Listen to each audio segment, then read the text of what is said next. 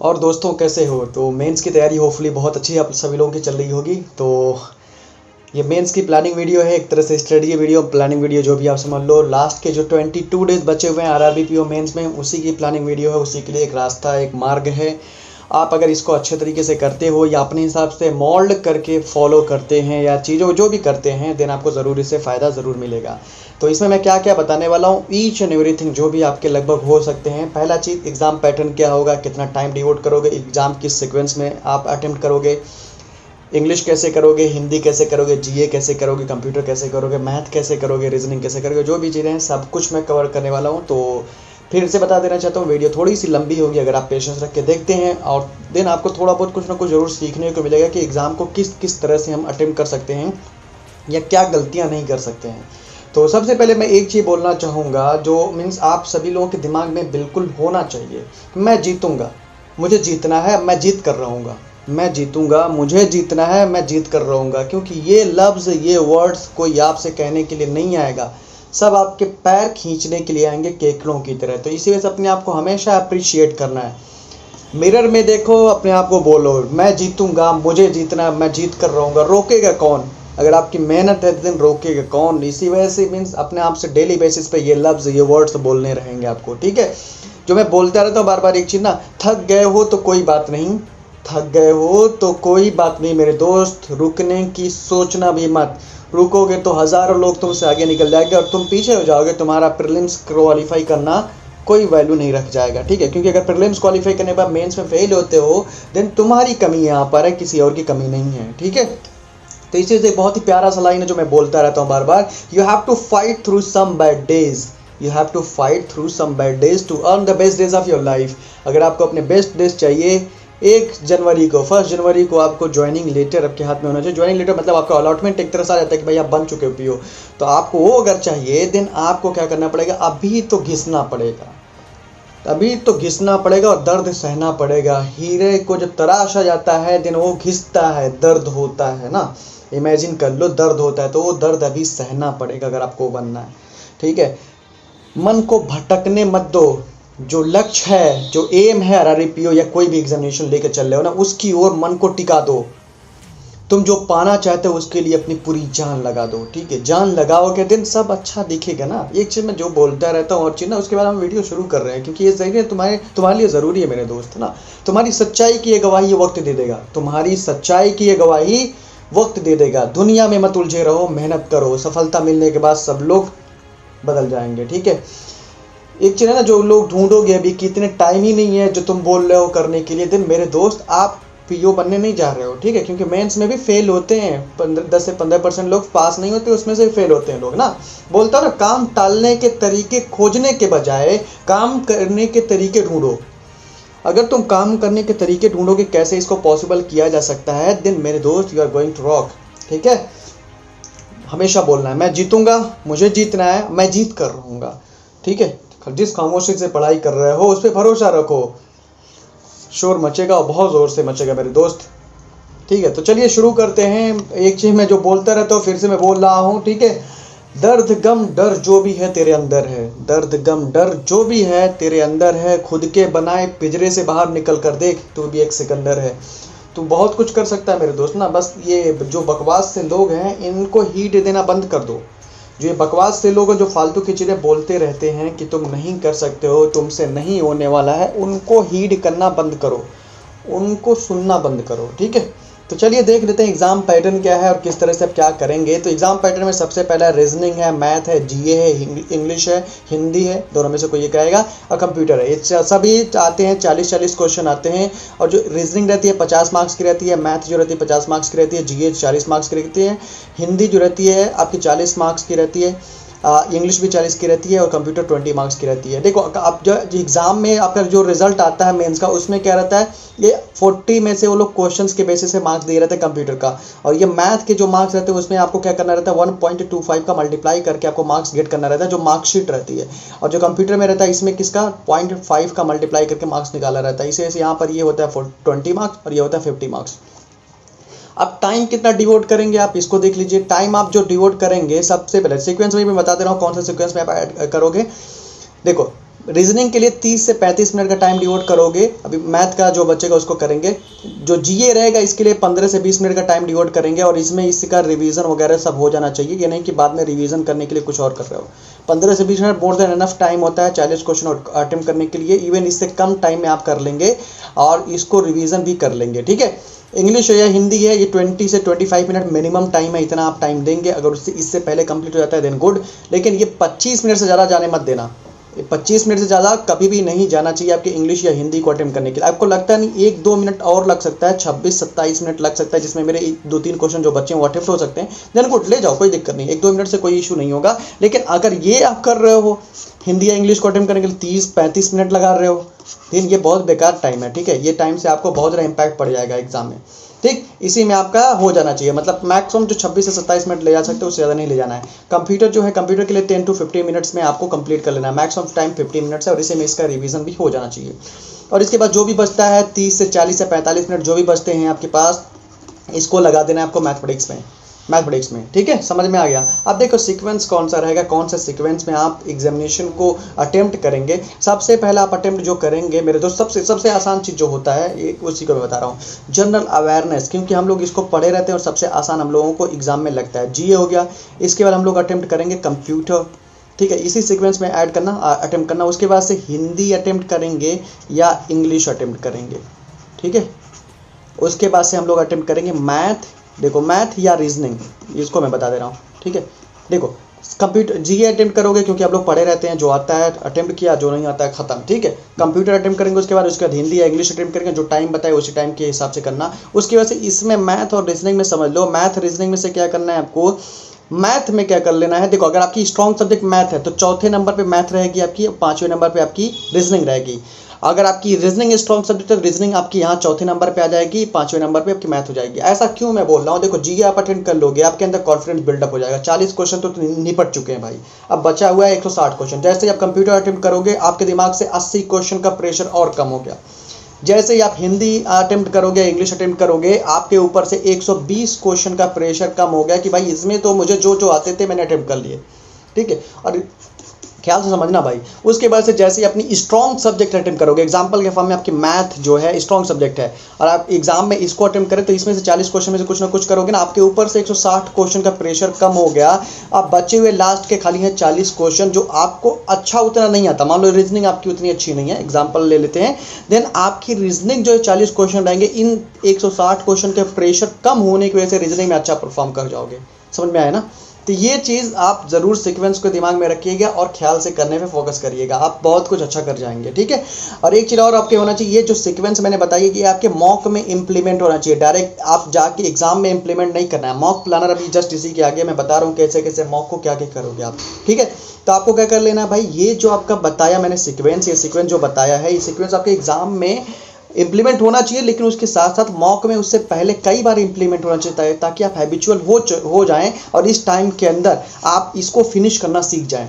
अगर आप इस टाइम में अभी डायरेक्टली फिनिश करना कोशिश करोगे तो शायद ना हो पाए, हो सकता है इससे पहले आप कर लो। अगर पहले कर लोगे बहुत अच्छा है ना, इसका टाइम आप मैथ रीजनिंग में लगा देना, वहाँ 40 क्वेश्चन है, 50-100 नंबर के हैं, ठीक है। और एक चीज़ और मैं बता देना चाहता हूँ जो कि मोस्ट इंपॉर्टेंट है, इसको मैं आपको अगले पेज पे यहाँ बता दे रहा हूँ, ठीक है। यहाँ समझ लीजिए, उसके बाद तो मैं आगे बता रहा हूँ पीछे वाली चीज़ें। आपको क्या करना है, जो आपकी जीए है, जीए प्लस आपके पास कंप्यूटर है, ठीक है, प्लस आपके पास हिंदी, ठीक है, हिंदी या इंग्लिश, ये 3 चीज़ है ना, इन 3 सब्जेक्ट को ऐड करने के बाद से आपको स्कोर जो करना है, जो ये 100 मार्क्स के होंगे तीनों, ठीक है, 100 मार्क्स हो जाएंगे। इस 100 मार्क्स से मिनिमम जो आपको स्कोर करने का टारगेट रखना है, ये 65 to 70 मार्क्स आपको मिनिमम स्कोर करने पर फोकस करना है इस 100 मार्क्स में से मिनिमम। आप किसी भी कैटेगरी से हो, अभी मत कहना कि हम तो ओबीसी कैटेगरी से हमारे लिए 60 कर दो, भाई सौदा करने आए हो, मतलब यहाँ बार्गेनिंग चल रही है, नहीं ना, मार्क्स गिर लेके आओ। ये तुम्हारा एम होना चाहिए और ये तुम्हारे मॉक में भी एम रहना चाहिए, जुनून के साथ करो। अब ये नहीं कि नंबर कम आ गया कि 40 नंबर आए, इस 100 में से इस तीनों को मिलाने के बाद 40 नंबर मॉक में है तो रो बैठ कर ये मेरे 40 आ गया, 40 आ गया, अब मैं क्या करूँगा या क्या करूँगी, रोने से नहीं होगा। गलतियाँ देखो, काम करो, सब सही हो जाएगा, ठीक है। तो ये आपके टारगेट रहना चाहिए, इतना तो मिनिमम स्कोर करना है आपको रियल एग्जाम में। मॉक में कोशिश करना, पूरा जी जान लगा देना है ना, जिसे कहते हैं आज करोगे मेहनत तभी तो सारे सपने पूरे होंगे, नहीं तो जैसा कल था वैसा ही आने वाला कल होगा, ठीक है। कल का इंतजार मत करो, आज में जियो और आज में अच्छा करो, ठीक है।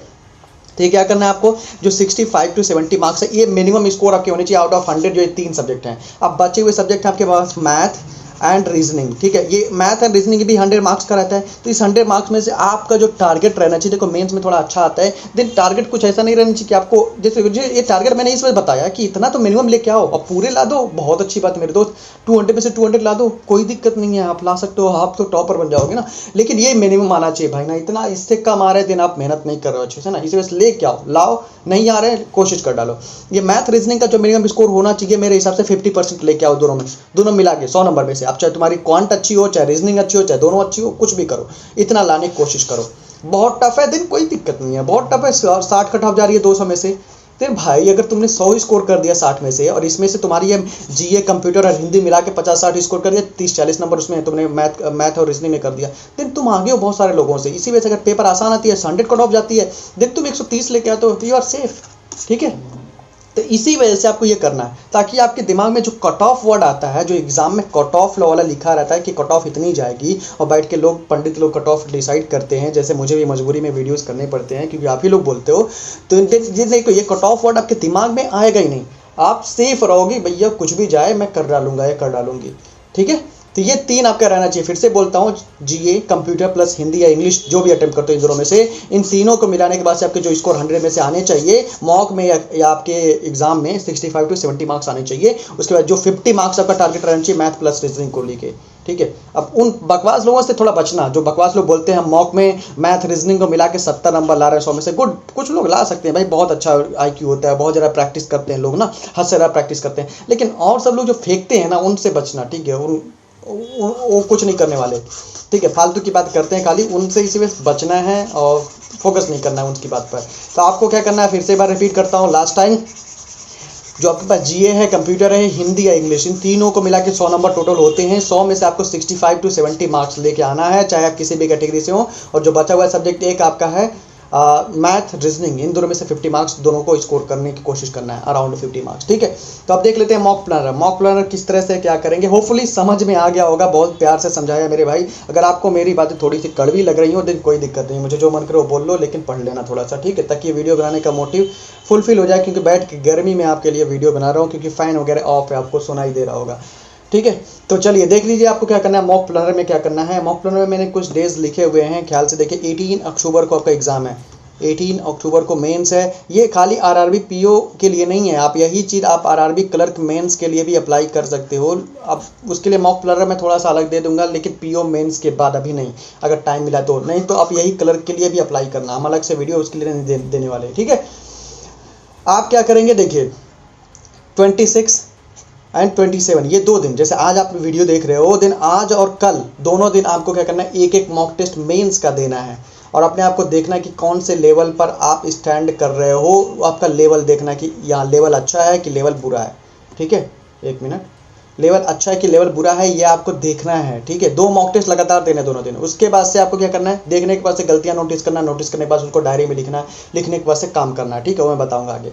उसके बाद से आपका है 29 सितंबर को आपको 1 मॉक देना है, फिर 1 अक्टूबर को देना है, फिर 3 को देना है, फिर 5 को देना है, फिर 7 को, फिर 9 को, फिर 11 को, एक दिन गैप करके। ये जो आपके इतने डेज हैं, इसमें अल्टरनेट डेज पे एक तरह से मॉक देना है कि आपको एक दिन गैप करना है, और विदाउट फुल एनालिसिस करे। फुल एनालिसिस मतलब क्या होता है, 200 आउट ऑफ 200 क्वेश्चन का एनालिसिस किए आप नेक्स्ट मॉक, अगला मॉक नहीं देंगे, ठीक है, नेक्स्ट मॉक नहीं देंगे जब तक आपके 26 वाले का पूरा एनालिसिस ना हो जाए। 27 वाले को आप मॉक नहीं देंगे जब तक 3 अक्टूबर का मॉक अपना दे लो, एनालिसिस ना कर लो, फुल पूरा अच्छे से एनालिसिस ना कर लो। आपको 5 अक्टूबर का एग्जाम आपको मॉक नहीं देना है। मॉक मजाक नहीं होता है, मॉक को जज करना है कि भाई हमारे अंदर क्या इंप्रूवमेंट हो रही है, क्या गलतियाँ सही हो रही हैं, समझ में आया ना, ये आपको करना है। उसके बाद से मैंने इधर थोड़ा सा ये अलग लिखा हुआ है, ये आपको क्या करना है, 12 को देना है, 13, 14 एंड 15, 16 को आप एग्जाम मॉक दे भी सकते हो, नहीं भी दे सकते हो। इसको मैंने इसे क्रॉस एक्स्ट्रा में लिखा हुआ है। जिनका एक सेंटर बहुत नज़दीक है घर से उनके, वो दे सकते हैं। जिनका सेंटर दूर है, कहीं बाहर जाना है, 400-500 किलोमीटर दूर जाना, तो वो 15 और 16 दोनों को मॉक नहीं देंगे, खाली 12, 13, 14 को देंगे। लेकिन जिनका नज़दीक है वो 16 को भी मॉक देंगे, ठीक है। ये आपके जो पास बचे हुए 5 दिन हैं, इन सभी दिन लगातार मॉक दे देना है आपको, डेली एक मॉक, 2 मॉक मत देना, 1 मॉक देना है, सिंगल मॉक देना है। और उस मॉक को प्लस एनालिसिस बहुत अच्छे से करना है। एनालिसिस अगर आपके अच्छे से नहीं हो रही है कोई फायदा नहीं एग्जाम मॉक देने का। ठीक है, मॉक प्लानर समझ में आ गया। मॉक कैसे प्लान करेंगे, आप अपने हिसाब से इसको मॉडिफाई करके अलग तरह से भी प्लान कर सकते हैं। आप देख लेते हैं मॉक को एनालिसिस कैसे करेंगे, किस तरह से करेंगे आप। ठीक है, ख्याल से सुनते जाइए, थोड़ी सी बड़ी वीडियो होती जा रही है लेकिन आप सभी लोगों को बहुत ज़्यादा फायदा मिलेगा। मॉक में देखो 3 तरह के क्वेश्चन आते हैं, एक होता है करेक्ट होता है, एक इनकरेक्ट होता है, एक होता है आपका स्किप किया हुआ क्वेश्चन। ठीक है, और ये स्किप जो है भाई, स्किप आना चाहिए करना, अगर स्किप नहीं करते हो देन कोई फायदा नहीं है करने का। ठीक है, करेक्ट वाले क्वेश्चंस में मान लेते हैं एग्जांपल के फॉर्म में आपके पास क्वेश्चंस हैं, मान लो 200 क्वेश्चन आपके मेंस में हैं, उसमें से आपके जो क्वेश्चंस करेक्ट हो गए 140 क्वेश्चन करेक्ट हो गए, एग्जांपल ले लेते हैं हम लोग। ठीक है, और उसमें से जो इनकरेक्ट क्वेश्चन हो गए वो हो गए आपके 40 क्वेश्चन इनकरेक्ट हो गए, 20 क्वेश्चन आपने स्किप कर दिया। ठीक है, देन आपको क्या करना है, जो 140 क्वेश्चन आपके सही भी हुए हैं, मैंने ज़्यादा इस वजह से लिया है ताकि आप लोगों के अंदर मोरल रहे अच्छा, कि डाउन ना हो, नीचे ना हो, आप लोग ज़्यादा अटेम्प्ट करने, ज़्यादा मार्क्स करने पे फेच करने की कोशिश करो। ठीक है, तब नेगेटिव नहीं सोचना है कभी भी। जो 140 क्वेश्चन है इनको भी एनालिसिस करना है, और ये जो 40 क्वेश्चन है इसको भी एनालिसिस करना है, इसको भी एनालिसिस करना है। मीन्स एनालिसिस जो होना चाहिए 200 आउट ऑफ 200, मतलब पूरे के पूरे एक ईच एंड एवरी क्वेश्चन का एनालिसिस होना चाहिए, चाहे आपके सही हो गलत हो कुछ भी हो।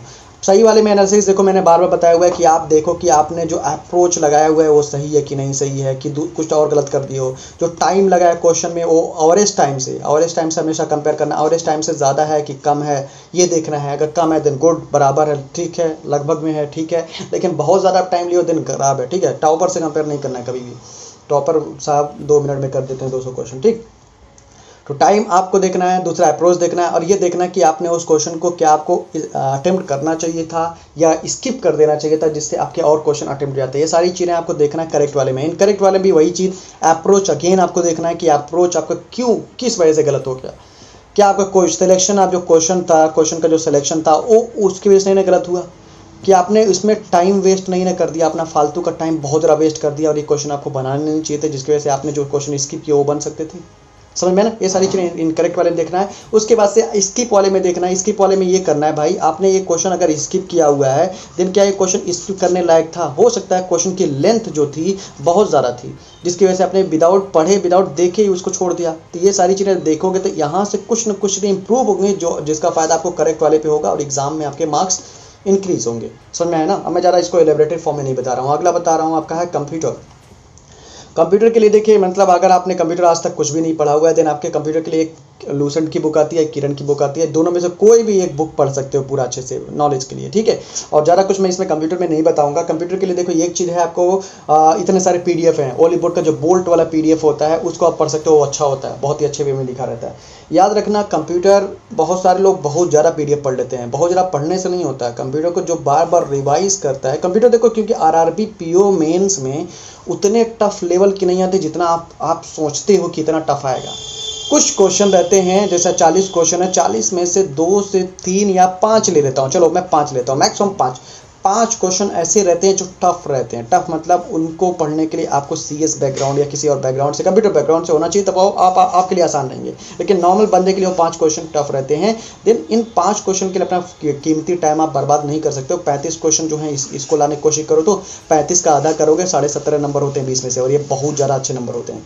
ठीक है, तो कंप्यूटर में क्या करना है आपको, जो किरण की है या आपकी लूसेंट की बुक है, दोनों को पहले सबसे बेसिक बुक होती है उसको पढ़ डालो। फिर उसके बाद ओलिव बोर्ड बोल्ट आती है एक आपकी ओलिव बोर्ड की, उसको पढ़ लेना। वो सबसे अच्छा मुझे लगा PDF, जो अभी तक का PDF है मार्केट में, वो मुझे सबसे अच्छा PDF लगा, वो सबसे अच्छा पढ़ा रहे हैं। तो अगर आपको लगता नहीं इसके अलावा कोई और PDF है जो मुझे पढ़ना चाहिए ना, तो भाई पढ़ लो, कोई दिक्कत नहीं है, बस आप पढ़ो। ठीक है, दूसरा प्लस में एक चीज़ जो इंपॉर्टेंट करना है, क्विजेस सॉल्व करना है।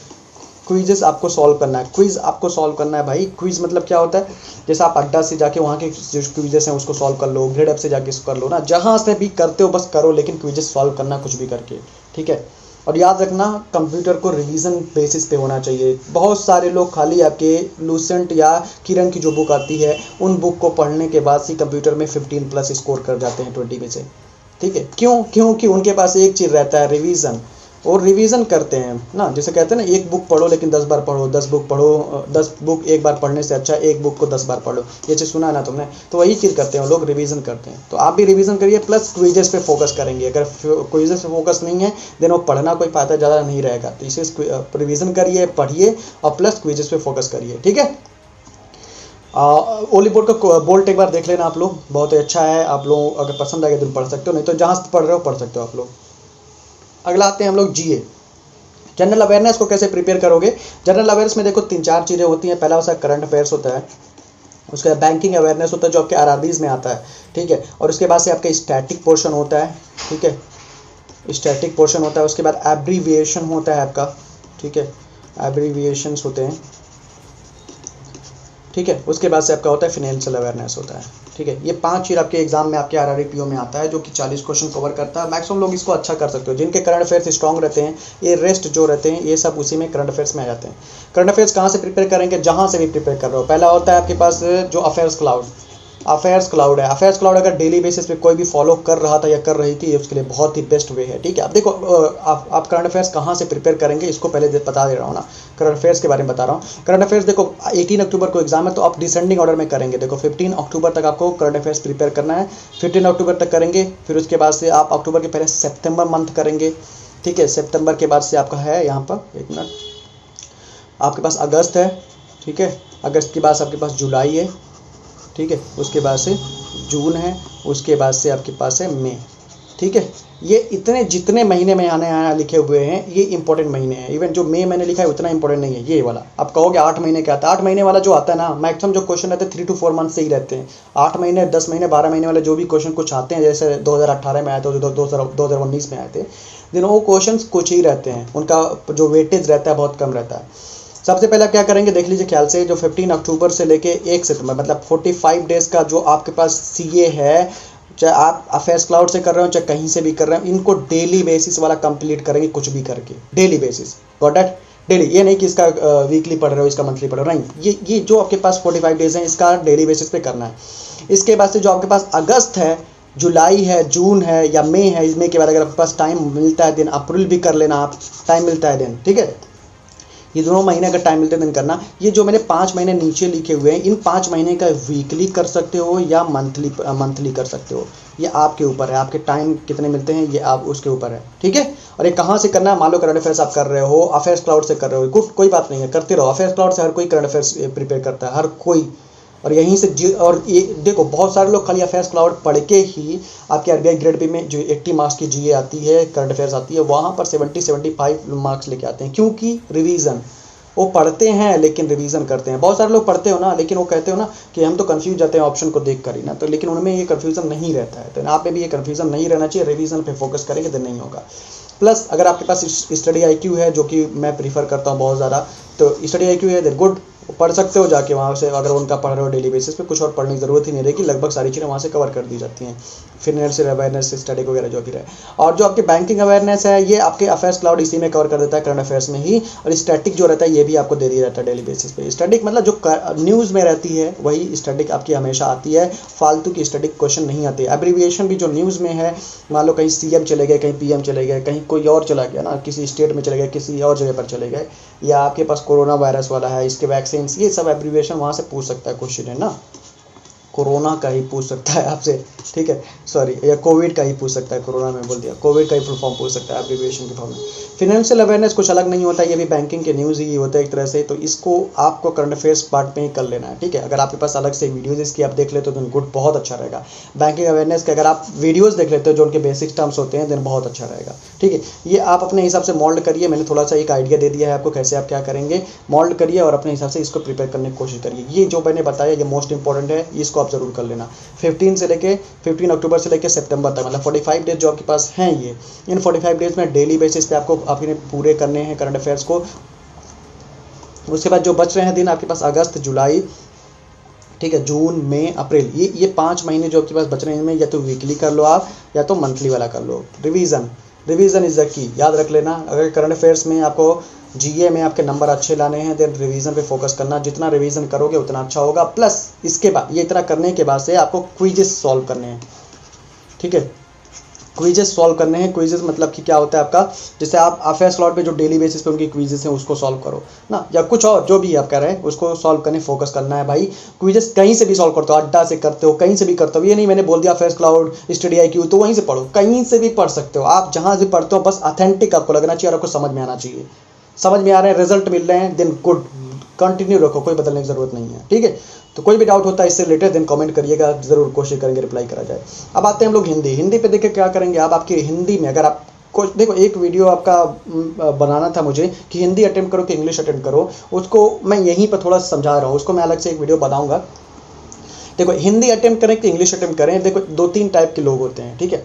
2-3 टाइप के लोग मतलब कैसे होते हैं, एक ऐसे लोग जिनकी हिंदी क्या रहती है, बहुत स्ट्रांग रहती है, और एक ऐसे लोग जिनकी इंग्लिश बहुत स्ट्रांग रहती है लेकिन उनको हिंदी नहीं आती है, और एक ऐसे लोग जिनकी हिंदी एंड इंग्लिश ये दोनों एक जैसा ही रहता है, दोनों में एक जैसा स्कोर करते हैं। अब वो बंदे जो जिनके हिंदी में मार्क्स क्या होते हैं भाई, अच्छे आते हैं, दिन वो क्या करेंगे, वो एग्जाम में अपना माइंड से बना के जाएंगे हमें हिंदी ही करना है, क्योंकि हमारे इंग्लिश में नंबर ही नहीं आते, 5-6 नंबर आते हैं इंग्लिश में 40 में से, हिंदी तो कम से कम 20-25 तो मिनिमम स्कोर कर लूंगा, तो वो हिंदी अटेम्प्ट करेंगे। ये तो गए, एक कैटेगरी गई इधर।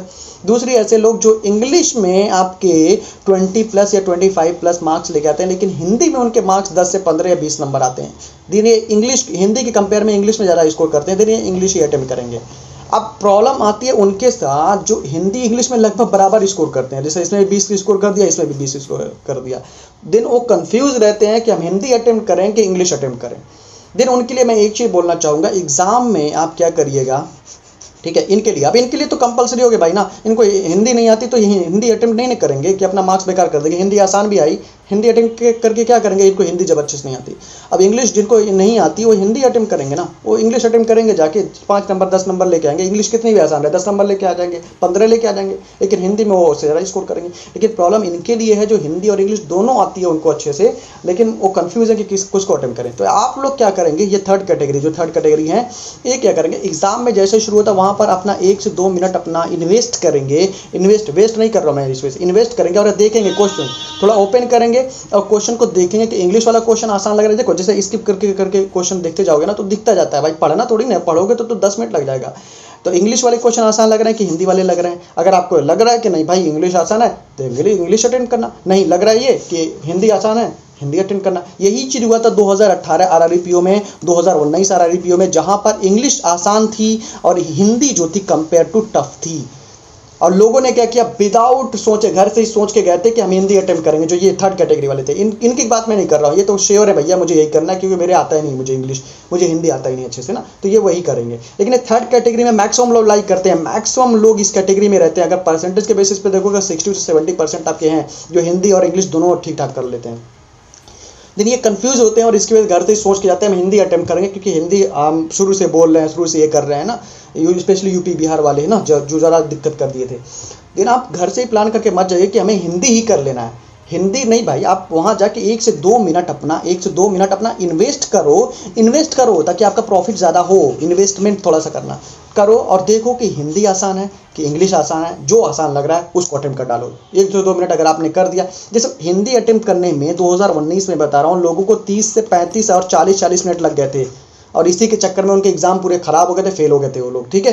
तो आप ये गलती नहीं करेंगे। और इंग्लिश जितने लोगों ने इंग्लिश अटेम्प्ट किया था, जिनको इंग्लिश आती थी थोड़ी बहुत, ठीक है, उनके इंग्लिश जो थे 20 से 22-25 मिनट में आपके इंग्लिश पूरे हो गए थे, जो मैंने टाइमर बताया आपको, इतने पूरे हो गए थे। और उनके पास बचे ना 10 से 15 मिनट टाइम बचा, उन्होंने इंग्लिश रीजनिंग पे लगा दिया, मैथ पे लगा दिया, हो गया नैया पार, ठीक है। 10 से 15 मिनट की वैल्यू कम समझते हो, 10 से 15 मिनट में पता है रीजनिंग में आपका एक पजल कम से कम बन सकता है। एक पजल मतलब मिनिमम 8 से 10 नंबर बढ़ गए, वो 8 से 10 नंबर आपको सिलेक्शन दिला देते हैं।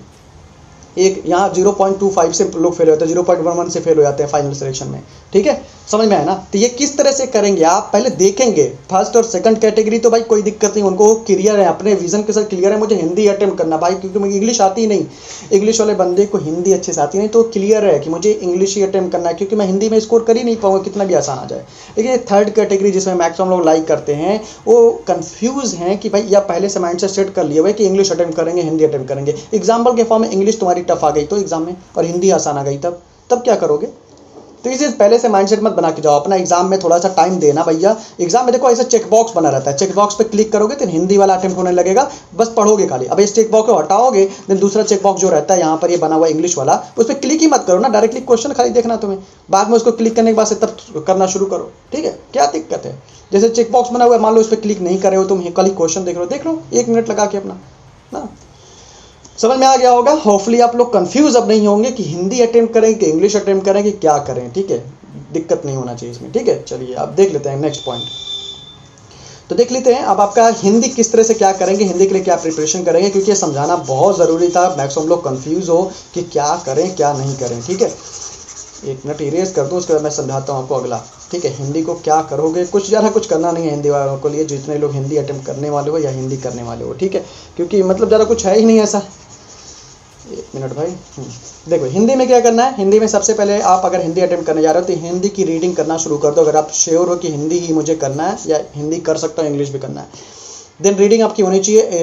रीडिंग में क्या करना है आपको, एडिटोरियल जो संपादकीय पेज होता है, संपादकीय क्या लिख रहा हूँ, संपादकीय जो होता है, संपादकीय पेज होता है, उसको आपको पढ़ना है। ठीक है, पूरा पेज पढ़ डालना है भाई। जितना पढ़ोगे रीडिंग करोगे उतनी आपको जो अच्छे वर्ड्स रहते हैं उनका यूजेस कैसे है। जैसे हम लोग बोलते तो हैं लेकिन हम लोग कहीं कहीं पर गलत स्लैंग लैंग्वेज बोलते हैं जो होती नहीं वर्ड्स ना। तो इसी वजह से आपको क्या कर लेना है इन पे, जैसे मैंने बोल दिया मैंने ये काम करा कोई वर्ड ही नहीं है, मैंने किया, मैंने ये काम किया, करा बोल रहा हूँ मैं, क्योंकि ये फैशन है आजकल, करा ये बोलते रहते हैं ना, लगता है कूल ड्यूड टाइप वाला ना। तो ये चीज़ आपकी है, तो ये चीज़ गलत हो जाए एग्जाम में। किया होता है तो वहाँ पर हम लोग डायरेक्टली होता नहीं, जो दिमाग में प्रिंट हो जाता है वही हम लोग मार्क कर देते हैं। देन रीडिंग जब करेंगे तो प्रिंट जो रहेगा उस पर स्ट्राइक करेगा बार बार। वो जैसे आप पढ़ोगे कोई वर्ड ना, श्रेष्ठ था या कुछ भी, तो देन वहाँ स्ट्राइक करेगा क्या मतलब है। ठीक है, क्या चीज़ें हैं, इसी रीडिंग होनी चाहिए। मिनिमम 1 घंटे की रीडिंग डेली बेसिस पे आप हिंदी की करेंगे, प्लस क्विजेस अटेम्प्ट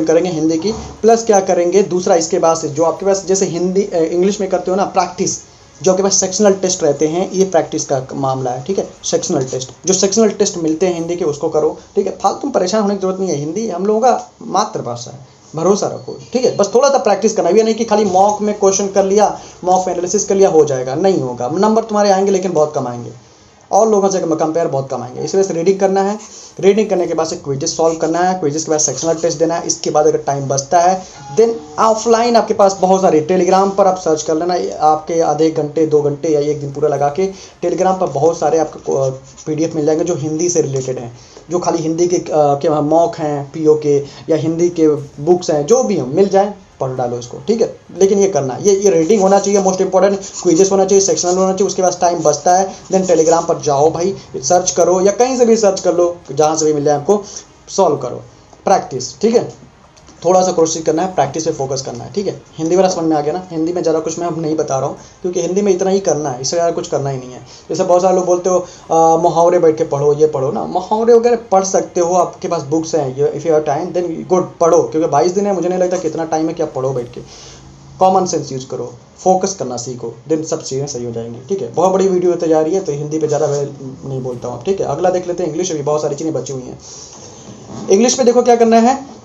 इंग्लिश में मैं सबसे पहले बता दे रहा हूँ कि इंग्लिश वाले जितने लोग अटेम्प्ट करेंगे वो प्रैक्टिस में फोकस करेंगे, और प्रैक्टिस में क्या करेंगे, RC जैसे होता है, जैसे यही चीज़ देखो, यही चीज़ आप हिंदी वाले जो है ना हिंदी में भी करेंगे। ठीक है, अगर आपके पास टाइम है देन करेंगे प्रैक्टिस, जो मैंने पीछे बताया कि आपको रीडिंग करना है, क्विजेस सॉल्व करना है, सेक्शनल टेस्ट करना है, वही चीज़ आपको क्या करना है हिंदी वालों को भी करना है। RC कम से कम क्या होना चाहिए, 2 से 3 RC हिंदी की आप सॉल्व कर रहे हो तो करो, इंग्लिश वाले ही इंग्लिश की करेंगे। ठीक है, अब उसके बाद से आपके पास क्या है, क्लोज टेस्ट जो एग्जाम में आता है और अच्छे लेवल की आती है, क्लोज टेस्ट आपको करना है सॉल्व। ये भी क्या होना चाहिए, 2 से 3 आपके सॉल्व होने चाहिए क्लोज टेस्ट। ठीक है, और उसके बाद से आपका क्या है, पैराजम्बल्स होते हैं, या आपके पास होता है पैराजम्बल्स, इसको शॉर्ट फॉर्म में लिखता हूँ, आएगा नहीं पूरा, पैराजम्बल्स या रीअरेंजमेंट, इसको भी सॉल्व करना है। इसको कम से कम 5 से 6 कम से कम सॉल्व करना है, या अगर 10 कर पाओ दिन बहुत अच्छा रहेगा, क्योंकि एग्जाम में आता है मैक्सिमम लोग गलत कर देते हो। और ये आ बा सा करके हिंदी में आता है, और इंग्लिश में PQRS या ABCD करके आता है। ठीक है, जैसा या 1 2 3 करके आता है। ठीक है, उसके बाद से फिलर्स आके क्वेश्चन करने हैं आपको सॉल्व। फिलर्स ना रिक्त स्थान की पूर्ति हिंदी में होता है, इसमें डबल फिलर यूजुअली आता है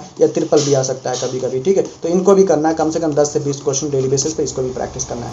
ठीक है, फिलर्स के बाद से आपके पास आते हैं एरर्स के क्वेश्चंस आपको आते हैं जो एग्जाम में आते हैं यूजुअली। ठीक है ना, एरर्स में क्या करना है आपको, कम से कम एरर्स की 20 प्लस प्रैक्टिस करनी है, चाहे हिंदी की रहे चाहे इंग्लिश की रहे। ठीक है, इसके बाद से आपका आता है फ्रेजल रिप्लेसमेंट, जो इंग्लिश में आता है यूजुअली RRB में ज़रूर आएगा आपको। फ्रेजल रिप्लेसमेंट जो आता है इसको भी कम से कम 20 plus question daily basis practice करना है। उसके बाद जो मिसलेनियस पोर्शन है वो आपकी रीडिंग के बदौलत सही हो जाएगी। ठीक है, इसमें कोई ज़्यादा दिक्कत नहीं रहेगा। एक चीज़ और आपका आता है जो इंग्लिश में भी आती है और आपके हिंदी में भी आती है, ईडियम्स आती हैं। देन आपके पास टाइम है देन ईडियम्स याद कर डालो या पढ़ लो खाली ख्याल से। ठीक है, इंग्लिश वाले मतलब ये आपका इसी में आता है, फ्रेजल रिप्लेसमेंट या ईडियम रिप्लेसमेंट में, ये आपके इंग्लिश में आता है। हिंदी में क्या रहता है, हिंदी में ये मुहावरे पूछ लिया जाता है। ठीक है, और कुछ वर्ड्स पूछ लिए जाते हैं, जैसे कोई वर्ड है तो उसका समानार्थी शब्द बताना है, कोई वर्ड है उसका विलोम शब्द बताना है, और ये सारी चीज़ें पूछ लेते हैं। एक शब्दों के लिए एक शब्द, जैसे वन वर्ड सब्स्टिट्यूशन जिसे कहते हैं, वन वर्ड सब्स्टिट्यूशन OWS, ये भी आपके हिंदी में पूछी जाती हैं, इंग्लिश में भी पूछी जाती हैं। ठीक है, तो आपके पास टाइम है देन पढ़ सकते हो, अदरवाइज जरूरत नहीं है इतना पढ़ने के लिए, क्योंकि आप अगर हिंदी में 30+ स्कोर कर रहे हो 40 में से देन गुड। अगर आपने 5 क्वेश्चन छोड़ भी दिया ऐसे जो आ रहे हैं, जो फिर जहाँ बहुत ज़्यादा टाइम लगने वाले हैं, देन कोई दिक्कत नहीं है, क्योंकि आपके पास 22 डेज ही हैं। अगर आपके पास टाइम है देन एक बार पढ़ लेना, बस मैं यही कहूँगा। ठीक है, तो अगला आ जाते हैं हम लोग, इंग्लिश भी बता दिया मैंने। अब आते हैं 2 सब्जेक्ट बचे हुए, मैथ बचा हुआ है और दूसरा बचा हुआ है रीजनिंग। ठीक है, तो मैथ में क्या कर लेना है, मैथ में 2 पोर्शन है आपके पास, एक है मिसलेनियस पोर्शन है, दूसरा DI है, तीसरा अरिथमेटिक है। 3 पोर्शन है, सॉरी। तो मिसलेनियस पोर्शन में क्या करना है आपको, देखो ये PO है, उसके बाद भी आपके क्वेश्चंस आते हैं न्यू टाइप की जो नंबर सीरीज होती है। नंबर सीरीज में देखो आपके नंबर सीरीज थोड़े टफ टाइप करके पूछ सकते हैं, लॉजिक थोड़े बड़े पूछ सकते हैं, नंबर्स थोड़े टिपिकल दे सकते हैं, तो नंबर सीरीज आने के चांसेस रहेंगे। जितने लोग ये सोचते हो नहीं आएंगे, गलत सोच रहे हो। और न्यू टाइप के जो नंबर सीरीज आते हैं, एक लाइन में आपको नंबर सीरीज दे दिया, दूसरे लाइन में यहाँ दे दिया, फिर A दे दिया, फिर दे दिया, B दे दिया। इस टाइप की नंबर सीरीज की क्या फॉलो हो रहा है ये बताओ, ये होती है न्यू टाइप की नंबर सीरीज। इसको प्रैक्टिस करना है भाई। ठीक है, कम से कम 20 क्वेश्चन आपको इसको और इसको, इन दोनों को मिला के करना है। क्वाड्रेटिक जो होती है, कोडेड वाली जो होती है एक तरह से, या थोड़ी टफ वाली, कोडेड हटा ही देते हैं, जो थोड़ी टफ होती है, प्रीलिम्स लेवल वाली मत करना। ये भी आपका आता है, ये अब क्वेश्चन ढूंढेंगे, 20 क्वेश्चन कम से कम सॉल्व करेंगे। ठीक है, उसके बाद इनइक्वलिटी, ये भी अच्छे लेवल की आती है, इसको भी कम से कम 20 क्वेश्चन सॉल्व करेंगे। ठीक है, जब प्रैक्टिस रहेगा दिन ये सारी चीज़ें आप बहुत जल्दी कर लोगे। सब आसान है, मिसलेनियस पोर्शन इसे मैंने अलग करके लिखा है, ये सबसे आसान पोर्शन होता है आपके एग्जाम में। उसके बाद आता है आपका डाटा सफिशिएंसी, DS जिसे कहते हो, जिसमें Q1 Q2 करके आता है, या क्वांटिटी बेस्ड करके आती है। ठीक है, या इसमें यूजुअली जो रहता है PO में 1, 2 और 3 स्टेटमेंट दे दिए जाते हैं। अभी से पूछता है 1 और 2 से हो सकता है, 1 और 3 से हो सकता है, या ऑल कंबाइन करके आंसर हो सकता है। ये थोड़े से टफ हो जाते हैं। देन आपकी अगर यहाँ कमांड अच्छी है अरिथमेटिक पर अगर कमांड अच्छी है, देन ये डाटा सफिशिएंसी आपकी कोई भी इशू क्रिएट नहीं करती, आपकी आसानी से बन जाती है। ठीक है, अगर आप कमांड अच्छी नहीं है देन नहीं बनती है। तो इसका भी क्या करेंगे, कम से कम जो मेंस लेवल की आपकी DS रहती है, या अच्छे लेवल की DS रहती है, 20 क्वेश्चन डेली बेसिस पे करेंगे। फिर आपको थोड़ा सा टारगेट दिया गया, ये 4 चीज़ का 80 क्वेश्चन आपको करना है, और ये 80 क्वेश्चन करने में 40 से 50 मिनट आपको लगेंगे। Then do it. ठीक है, या अगर आप थोड़े से वीक हो मैथ में, देन हो सकता है आपको बस 60 to 70 मिनट्स लग जाए। ठीक है, समझ गए। अब आते हैं हम लोग DI पर। DI देखो 3 टाइप की DI आपकी आती हैं आपके मेंस में। चैप्टर बेस्ड DI रहती है, एक मिसिंग DI रहती है जो चैप्टर बेस्ड हो सकती है, या तो कैलकुलेशन बेस्ड हो सकती है, और एक कैसलेट होती है। अब बहुत सारे लोग परेशान रहते हो लॉजिकल DI के पीछे। ठीक है, लॉजिकल DI के पीछे बहुत ज़्यादा परेशान हो, फालतू का फोबिया बना के रखे हुए, फालतू के दिमाग में भर के रखे हुए हो कि लॉजिकल आती। लॉजिकल होता क्या है, आपके स्टेटमेंट दे दिए जाएंगे बहुत बड़े। ठीक है, और वो स्टेटमेंट को समझना, उसके बाद सॉल्व करना है। वो होता क्या है, अगर आपके कॉन्सेप्ट क्लियर है अरिथमेटिक के या चैप्टर्स के, तभी ना कर पाओगे।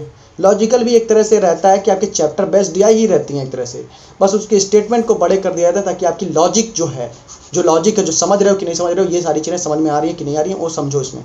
तो इसे जितने लोगों के चैप्टर सही हैं वो ये लॉजिकल इसके चक्कर में नहीं पड़ते। ठीक है, वो प्रैक्टिस के बेसिस पे फोकस करते हैं। ठीक है, और दूसरा होता है कैलकुलेशन बेस्ड आती है, जो कैलकुलेशन बहुत ज़्यादा भर दिया जाता है, प्लस उसमें भी लॉजिक रहता है, ऐसा नहीं कि इसे सिंपल दे दिया जाएगा। ठीक है, तो इसी वजह से बहुत सारे लोग जो इसमें परेशान हो, लॉजिकल आती है लेकिन उतनी नहीं आती है। लाइक मान लो एग्जांपल के फॉर्म में 4 DI आई, 4 में से 1 DI आपको मिलेगी जो लॉजिकल रहेगी, या 2 रहेगी, मैंने मैक्सिमम मैं बोल रहा हूँ, ये मिनिमम 1 रहेगी। ठीक है, लेकिन वो लॉजिकल क्या होती है, आपकी चैप्टर बेस्ड ही एक तरह से होती है, जो आपके चैप्टर क्लियर है कि नहीं किए इसके बेसिस पे बोलता है। देन आप क्या करेंगे, चैप्टर बेस्ड DI कम से कम 2 DI डेली बेसिस पे करेंगे। डेली बेसिस पे मैं बोल रहा हूँ, मिसिंग DI जो आपका 1 DI होनी चाहिए, कैसलेट 1 होना चाहिए, प्लस अगर आपके पास टाइम बच रहा है देन इसमें 1 ऐड कर लेना लॉजिकल DI। मतलब डेली बेसिस पे 5 DI कम से कम आपका होना चाहिए, जो मेंस लेवल की होना चाहिए। अब आप देखो भाई इसको कौन से हिसाब से मैनेज कर सकते हो, क्या नहीं कर सकते हो, क्या कर सकते हो। ठीक है, ये मेरा काम था बताना, बता दिया। अब अगला देख लेते हैं हम लोग, जो आपके अरिथमेटिक है। अरिथमेटिक देखो आपके पास 22 days, only you have 22 days. Then 22 days में आप अरिथमेटिक कंप्लीट नहीं कर सकते हो। देन अरिथमेटिक में क्या करना है, आपको कॉलम्स बनाने हैं। कॉलम्स मतलब क्या होता है, लाइन्स बनाने हैं। लाइन्स मतलब ऐसे 3 लाइन बना लो। ठीक है, ऐसे चैप्टर जो आपको आते हैं इसमें लिखो। ठीक है, जो आपको थोड़े कम आते हैं। ठीक है, और जो एकदम नहीं आते, ऐसे 3 बनाओ। अब आने वाले में यहाँ पर मार्क करो, और जो कम आते हैं इन पे मार्क करो, जो नहीं आते इन पे मार्क करो। ठीक है, एग्जाम्पल के फॉर्म में जो आपको नहीं आते मान लेते हैं प्रोबेबिलिटी नहीं आती, परम्यूटेशन कॉम्बिनेशन नहीं आता आपको। ठीक है, एक और चैप्टर ले लेते हैं, मेंसुरेशन ले लेते हैं हम लोग। यहाँ पर मेंसुरेशन नहीं आता आपको। ठीक है, मेंस्ट्रुएशन नहीं आता, 3-4 चैप्टर मान लो आपको नहीं आते, ठीक है, इसको कोई दिक्कत नहीं है। जो आ रहे हैं वो उस पर कमांड आपकी होनी चाहिए, जो कम आ रहे हैं उस पर कमांड सबसे पहले हासिल करना है, क्योंकि आपको ये चैप्टर आ रहे हैं। एग्जाम्पल के फॉर्म में ले लेते हैं, बोट एंड स्ट्रीम है, प्रॉब्लम्स एंड ट्रीन है, मिक्सचर एलिगेशन है, CISI है, टाइम एंड वर्क है। ये सारे चैप्टर आ रहे हैं लेकिन कम आ रहे हैं, तो इनको यहाँ लिखो और इसको पहले अच्छा करने फोकस करो, क्योंकि यहाँ 22 डेज बहुत ज़्यादा दिन है, तो पहले इन चैप्टर को अच्छा करने फोकस करना। जब ये चैप्टर अच्छे हो जाएं देन इन चैप्टर्स पे जाना। अब मान लो आप कहते हो नहीं, प्रोबेबिलिटी चैप्टर सबसे पहले मैं कंप्लीट करूंगा क्योंकि मुझे बिल्कुल नहीं आता, ठीक है, तुम इस पे लग गए, प्रोबेबिलिटी पे लग गए, लेकिन ये जो चैप्टर कम आ रहे थे इसी के चक्कर में मान लो ये चैप्टर पढ़ भी लिया पूरा, ये चैप्टर और वीक हो जाएंगे और एग्जाम में जाके इससे कोई क्वेश्चन ही अटेम्प्ट नहीं होगा। इसी वजह से प्रोबेबिलिटी ना पढ़ते हुए पहले आप ये जो कम चैप्टर जो आपको कम आ रहे हैं, मतलब आ तो रहे हैं लेकिन आपसे क्वेश्चन कभी बन जाते कभी नहीं बन जाते, उनको पहले अच्छा करने फोकस करेंगे, ठीक है। उसके बाद अगर टाइम बचा देन आप प्रोबेबिलिटी पे जाएंगे, अदरवाइज नहीं जाएंगे। अगर 2 चैप्टर अपन छोड़ भी दिया, 2 या 3 या 4 चैप्टर छोड़ दिया अरिथमेटिक का, देन उससे कोई पहाड़ नहीं टूट जाएगा। मान लो 4 चैप्टर छोड़ने की वजह से कम अटेम्प्ट हुए, 40 क्वेश्चन हैं, 50 मार्क्स के हैं, 40 में से अगर आपने 20 से 25 क्वेश्चन कर दिए, ये वैसे बहुत ज़्यादा क्वेश्चन हैं, ये आपने कर दिए थे ना, बहुत ज़्यादा अच्छे मार्क्स स्कोर कर दोगे। अगर आपने 4 चैप्टर छोड़ दिया कोई दिक्कत नहीं भाई, कम से कम 50 से 60% क्वेश्चन कर तो लोगे मिनिमम, ठीक है। अगर आप वाइजली नहीं करोगे, ये इस पे जो कम आते हैं उनको फोकस नहीं करोगे और जो आते ही नहीं उन पे फोकस करोगे, तो ये अटेम्प्ट आपके रेट हो जाएंगे 10 से 15 हो जाएंगे, बहुत कम हो जाएंगे और भी कम हो सकते हैं, ठीक है। तो इसे वाइजली यूज़ करना, फालतू में दिमाग में फालतू की चीज़ें मत लाना, ठीक है। अगला देख लेते हैं, अगला आपका रीजनिंग, बहुत बड़ी वीडियो होती जा रही है, ठीक है। तो रीजनिंग में क्या करना है, रीजनिंग में देखो इसमें भी 3 सेक्शन मैंने लिया हुआ है, एक मिसलेनियस पोर्शन लिया हुआ है, दूसरा पजल्स लिया हुआ है, तीसरा आपके पास है क्रिटिकल रीजनिंग है, ठीक है। मिसलेनियस पोर्शन में क्या, डाटा सफिशिएंसी इसमें भी आती है, सिलॉक्स आती है, सिलॉक्स में 2-3 चीज़ें आती हैं, रिवर्स वाले आपके आ सकते हैं, रिवर्स सिलॉक्स आ सकते हैं, और उसकी वजह से ओनली अ फ्यू वाले आ सकते हैं, ठीक है, ओनली अ फ्यू वाले आ सकते हैं, सम नॉट वाले केसेस आ सकते हैं, क्योंकि ये सम नॉट आते रहते हैं, कांट बी वाला आ सकता है, ठीक है, कांट बी वाला। तो ये सारी चीज़ें आपकी रहती हैं जो सिलॉक्स में प्रैक्टिस करनी रहती हैं, जो इसमें गलत ही ना हो, टाइम कम लगे, इसलिए मैंने इसको लिखा हुआ है। इनइक्वलिटीज़ आती हैं, कोडेड वाली आती हैं इनइक्वलिटीज़, ठीक है। और आपके पास कोडिंग डिकोडिंग जो है, ये न्यू टाइप की जो कोडिंग डिकोडिंग आती है वो आती है, चाइनीज़ वाले एक्सपेक्ट मत करना बिल्कुल भी। डायरेक्शन सेंस के अच्छे क्वेश्चन आते हैं, घुमा फिरा के थोड़ा ट्रिकी देता है, ट्रिकी टाइप का देता है, इसे प्रैक्टिस करना ज़रूरी है। ब्लड एडिशन भी यही चीज़ समझ लो, ट्रिकी देता है, ठीक है। मशीन इन प्रोडक्ट आप चांस नहीं ले सकते हो, इसमें नए टाइप के प्रैक्टिस कर लेना भाई, ठीक है, क्योंकि आपके शिफ्ट में मान लो आ गया, जो मान लो अपने एग्जाम दे रहे हो उसी दिन आपका दिन बहुत बुरा रहा और आप में मशीन इनपुट आ गया, दिन क्या करोगे, ठीक है। इसी वजह से इसका भी प्रैक्टिस करना है। तो आपको क्या करना है, डाटा सफिशिएंसी कम से कम मेरे हिसाब से 20 क्वेश्चन डेली होने चाहिए, सिलॉक्स के 20 क्वेश्चन डेली होने चाहिए, इनइक्वलिटीज के न्यू टाइप के जो भी बताया 20 होना चाहिए, कोडिंग डिकोडिंग भी 20 क्वेश्चन न्यू डेली होना चाहिए, डायरेक्शन के कम से कम 20 क्वेश्चन या 10 क्वेश्चन होने चाहिए, जो भी आप कर पाओ। ब्लड रिलेशन के भी आपके मैक्सिमम लोगों की कमजोर रहती है, इसे 20 क्वेश्चन डेली बेसिस पे करेंगे। मशीन इनपुट और आउटपुट ये 10 क्वेश्चन करेंगे, 10 क्वेश्चन मतलब 2 सेट करेंगे, ठीक है। तो ये होना चाहिए, ये मिसलेनियस पोर्शन की प्रैक्टिस अगर आप इतना करते हो दिन को बहुत अच्छा रहेगा, ठीक है। उसके बाद से पजल देखो, ये जो मैंने बताया इसको आप सर्च करो, ये आपका है, कम हम सब कुछ आपको परोस के दे नहीं सकते कि आप खाना ही खाओ बैठ के ना, आप थोड़ा सर्च करो, थोड़े हाथ पैर मारो, ठीक है। सारा हम दे देंगे तो कोई फायदा ही नहीं है ना, आप सर्च करिए कहाँ से मिलेगा कहाँ से नहीं मिलेगा। और एक वीडियो मैं अलग से बनाऊंगा इसके बाद कि मेंस लेवल या आपके जो कंटेंट है कहाँ से फ्री में आपके अवेलेबल हो सकते हैं, ये मैं आपको एक वीडियो बना के दे दूंगा। इस वीडियो के जस्ट बाद कुछ देर में अपलोड कर दूंगा या तो बाद में अपलोड कर दूंगा, ठीक है। तो देखो, और उसके बाद से आता है पजल एंड सेटिंग अरेंजमेंट। ये क्या करना है, इसमें एक मैं भूल गया हूँ, मैट्रिक्स बेस्ड पजल जो होती है, मैट्रिक्स, ये आपके मेंस में आते हैं, तो एक पजल डेली बेसिस पे मैट्रिक्स वाली होनी चाहिए, मैं भूल गया हूँ लिखना। देखिए, सेटिंग अरेंजमेंट आता है आपका, फ्लोर आता है, सर्कुलर आता है, लीनियर, लेकिन ये एक वेरिएबल का नहीं आता है, मिनिमम 2 से 3 वेरिएबल मिनिमम रहते हैं, मिनिमम ये रहता है पीओ में, ठीक है, ठीक है। और पजल्स में मतलब यहाँ मैंने लिखा हुआ है अभी, ठीक है, इसी वजह से मैट्रिक्स बेस्ड पजल यहाँ लिखा हुआ है, फालतू मिल गया इसको, ठीक है। और कॉम्प्लेक्स पजल मतलब डायरेक्शन सेंस पजल आता है, डायरेक्शन सेंस पजल मतलब कि मान लो एक नॉर्थ में जा रहा है, फिर साउथ में जा रहा है, फिर इधर भी बैठा है, इधर भी बैठा है, तो ये पजल बहुत टफ होता है मेरे हिसाब से, मेरे से बनता नहीं जल्दी, ठीक है। तो आप लोगों से अगर बनता नहीं हो तो प्रैक्टिस कर लेना भाई, क्या भरोसा पीओ है आ जाए। तो ये सिर्फ मैंने इसको लिख दिया है, इसको आप लोग क्या करेंगे, प्रैक्टिस करेंगे। अब मिनिमम जो करेंगे, जो मेंस लेवल की पजल होनी चाहिए, कितनी होनी चाहिए, 5+ पजल होनी चाहिए, और इसमें वैरायटी टाइप के पजल्स होने चाहिए, मतलब 2 वेरिएबल होना चाहिए, 3 होने चाहिए, 4 होने चाहिए, मैट्रिक्स होने चाहिए, कॉम्प्लेक्स पजल होना चाहिए, एक पजल या 2 पजल रखना जो बहुत टफ हो, उससे आपका ताकि दिमाग का पूरा एक जो होता है, बोलने के लिए मुझे बोला, एक स्क्रू जो है ढीला हो जाए, ठीक है, पूरा दिमाग का पुर्जा हिल जाए। एक पजल ऐसा रखना जिसमें आपको दिमाग ज़्यादा लगाना पड़े, चाहे उसमें 1 घंटे लग जाए बनाने में, बनाओ, उससे क्या होगा, आपकी लॉजिकल थिंकिंग बढ़ेगी और उसकी वजह से आपको मतलब एग्जाम में बहुत फायदा होगा, ठीक है। अब देखो क्रिटिकल रीजनिंग का मैं बता दे रहा हूँ, क्रिटिकल रीजनिंग अगले अलग पेज पे लिखा हुआ है मैंने। क्रिटिकल रीजनिंग में क्या करना है आपको, 5-6 चीज़ें आती हैं। पहला स्टेटमेंट एंड आर्गुमेंट आता है, case and effect, cause and effect आता है, स्टेटमेंट एंड एजम्पशन आता है, statement and course of action आता है, डिसीजन मेकिंग आती है, और भी बहुत सारी चीज़ें होती हैं, लेकिन मेनली जो एग्जाम में आती है यही चीज़ें रहती हैं।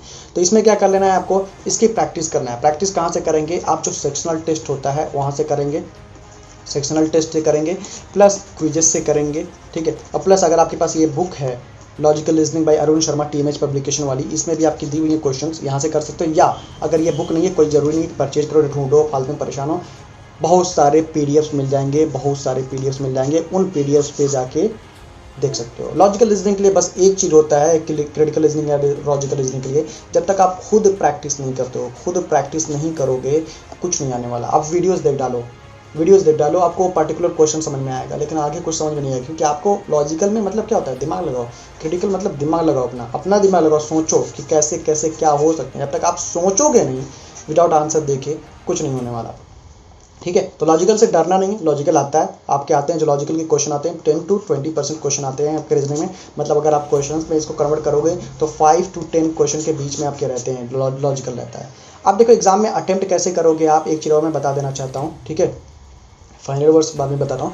आप देखो लॉजिकल, मान लो एग्जाम में आता है मिसलेनियस पोर्शन सबसे पहले अटेम्प्ट करोगे, उसके बाद से लॉजिकल मेरे हिसाब से अटेम्प्ट करना चाहिए, लॉजिकल रीजनिंग, प्लस लास्ट में आपको पजल अटेम्प्ट करना चाहिए जो आपके रीजनिंग सेक्शन में। सेम ऐसे आपके इसमें होना चाहिए मैथ में क्या होना चाहिए, रीजनिंग का थोड़ा था, मैथ में भी मिसलेनियस पोर्शन पहले होना चाहिए, ठीक है। उसके बाद से आपका होना चाहिए जो आपके पास अरिथमेटिक के क्वेश्चन आए हुए हैं वो आपको अटेम्प्ट करना, जो उनमें से आसान है, जो ईजी आपको जो ईजी लग रहा है उनको करना है। उसके बाद से आपको DI ऐसा करना है जो आपको आसान लग रही हो, ये नहीं कि टफ DI पहले पकड़ लिया। और क्वेश्चन को क्या करना है आपको, ये फाइनल वर्ड जो मैं बोल रहा हूँ, जो गुरुमंत्र ट्रिक्टर से स्किप करने आना चाहिए। क्वेश्चन जिसने भी स्किप करना सीखा है उसी का सिलेक्शन आपको हुआ है, ठीक है। तो चलो फोकस रखो, भरोसा रखो खुद पर, सब अच्छा होगा। बहुत बड़ी वीडियो मैंने बना दिया है, तो होपफुली आप सभी लोगों को समझ में आया होगा कि क्या कहने की कोशिश किया है, क्या नहीं किया है, बताया सारी चीज़ों को। फोकस करके प्रैक्टिस करो, 22 डेज़ में आपके हालात बदल जाएंगे भाई। 1 जनवरी को आपको PO का ऑफर मिल सकता है, ठीक है, PO बनने का चांस मिल सकता है अगर आप थोड़ा सा सेंसिबल होकर करोगे। जितने लोग ये सोच रहे हो कि इतना सारा कैसे होगा, इतना सारा पढ़ाई कैसे करेंगे, 22 दिनों में 10 से 12-13 घंटे पढ़ाई करने के लिए तुमने बोल दिया है, तुम अगर ये नहीं कर सकते हो, जो 10 से 15% लोग मेंस देंगे, जैसे प्रीलिम्स में 80 से लेके 85% लोग फेल हुए थे, ठीक है, फेल हो गए थे ना, वैसे ही 10 से 15% में से भी जो इंटरव्यू के लिए बुलाए जाते हैं 3 to 5 टाइम्स बुलाए जाते हैं मैक्सिमम। ये मैक्सिमम मैं बता रहा हूँ, 3 टाइम्स यूजुअली रहता है या 4 टाइम्स रहता है। तो इसमें से भी तुम जाने वाले हो, तो 10 से 12% लोग जाओगे ना, ये फेल हो जाओगे, ठीक है। इसी वजह से ये 10 से 12 घंटे पढ़ लो, ताकि इसमें तुम ना आओ, इसमें आओ, उसकी वजह से फाइनल जो एक होता है उसमें आओ, ठीक है। तो फोकस कर लेना, पढ़ लो, बढ़िया रहेगा, ठीक है। चलो हंसते रहो, मुस्कुराते रहो, मेहनत से पढ़ते रहो। मैं एक चीज़ बार बोलता रहता, मन लगे ना लगे तभी पढ़ो मेरे दोस्त, ये हालात एक दिन ज़रूर बदलेंगे मेरे दोस्त। तो हालात बदलने हैं, दिन पढ़ोगे आप, मेहनत आप करोगे, ठीक है। चलो थैंक यू वेरी मच इस वीडियो को देखने के लिए, and God bless you all.